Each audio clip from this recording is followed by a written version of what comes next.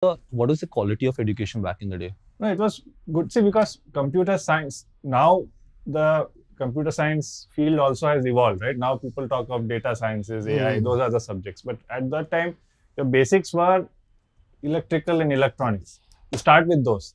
Then you add a few computer algorithms, data structures. They're very logical subjects. Nobody taught, yeah, I'll teach you how to do C programming or Java programming. You taught the basics of programming, and then as you got opportunities to work in small projects, you picked up a language, you learned it, and then you implement, right? So, Mac, being a teacher himself, right, he always tells that today's people don't know the underlying basics of how computer programming happens, because so many layers have been built over the years that you just say, write a command and 100 things happen for you.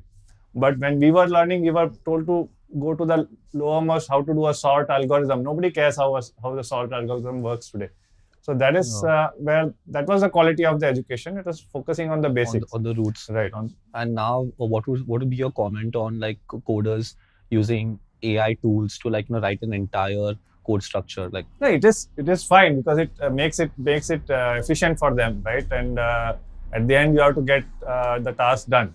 But very few people, right, you see, who go beyond that code to really understand how it is done, right? And that skill comes in play when something doesn't work, when you have to debug, or when you need to design something from scratch, right? Unless you have that knowledge, you cannot do it. You can just be a programmer, write some code and write some fancy stuff, and that will work. Yeah. But if you are to become an engineer, like Max says, he's been like 35 years and a software engineer.